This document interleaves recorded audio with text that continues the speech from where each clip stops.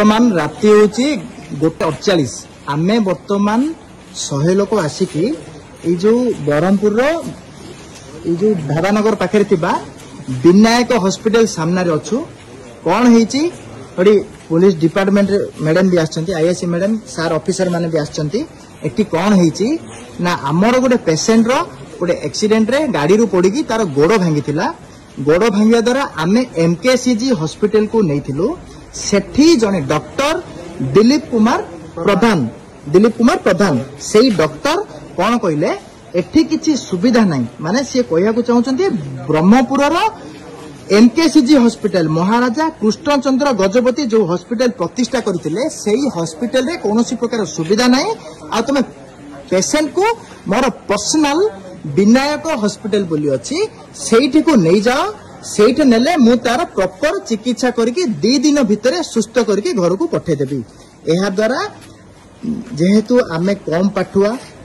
आमे तांकर प्ररोचना रे आसिकी हमर 25 वर्षर गोटे युवक भाई को हमर किछि पिला तार भाई तार बापा आनिकी से डॉक्टरंकर प्ररोचना रे आसिकी विनायक हॉस्पिटल रे एडमिट कलु। एडमिट कला परे तार माइनर गोटे गोड़ इंजरी थिला, किंतु से माने कोन कले आमे डाउट करछु काले तार ऑर्गन तस्करी एठी होतबो, ताहा भी आमे डाउट करछु काले तार कोन ऑर्गन बाहर कले, तार विभिन्न प्रकार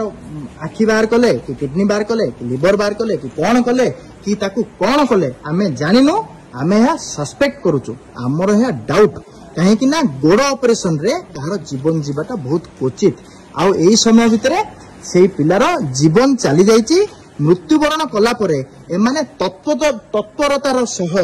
आमको फोन कले पेशेंट रो कंडीशन सीरियस अछि ताकू भुवनेश्वर नेबाकू पड़िबो, किंतु से आमे आसीबा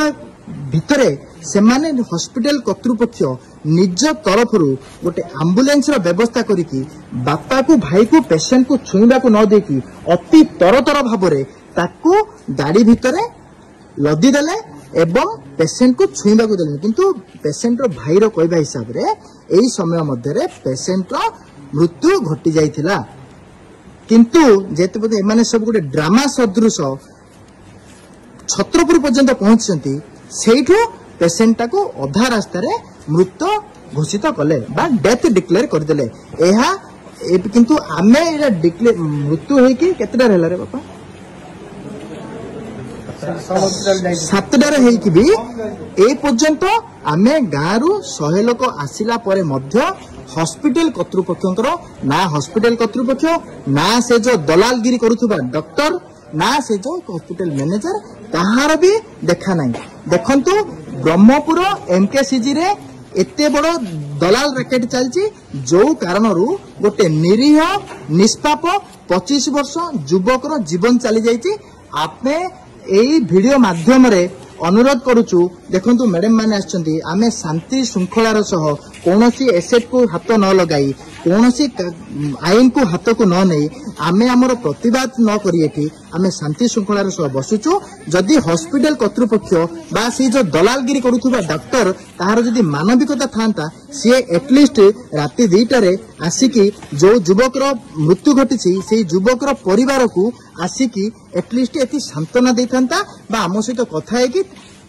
एटलिस्ट कथा है सांत्वना देथांता। आमे सरकार को अनुरोध करूचु एमकेसीजी रे जो चलीची किछि खाली दलाल माने नहांती सेठी डॉक्टर माने भी डॉलर करूचंती ए डॉक्टर माननकू विताड़ित करा जाऊ से मानकू चाकरी रो बहिष्कृत करा जाऊ एवं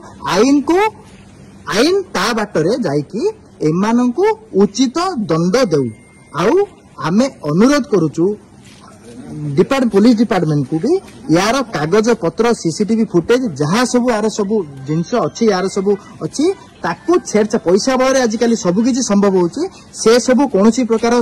न हो मैनिपुलेट न हो कागज पत्र एई परिवार को आमर एई परिवार को उचित न्याय मिलू बोली आमे राति 2टा रे शांति श्रृंखलार सह आमे एठी आसिकी बसिचु। जो माने वीडियो देखुचंती याकू शेयर कर दियंतु सोशल मीडिया रे एई वीडियो पहुंचीबा द्वारा कोनोसी निरीह युवक निरीह लोकर अकारण रे जीवन जीवनी आउ सरकार को पाखे वीडियो पहुंचवा दरकार सीडीएमओ पाखे वीडियो पहुंचवा दरकार स्वास्थ्य मंत्री को पाखे भी वीडियो पहुंचवा दरकार ए वीडियो पहुंचिकी यार प्रॉपर जांच होइकी ए जो डॉक्टर गोटे लोकर जीवन नहीं जाइए दलालगिरी करिकी ताकू उचित शिक्षा मिलू बोली आमे वीडियो माध्यम रे दाबी करछु ना कोन भाई माने आमे कोन कहछु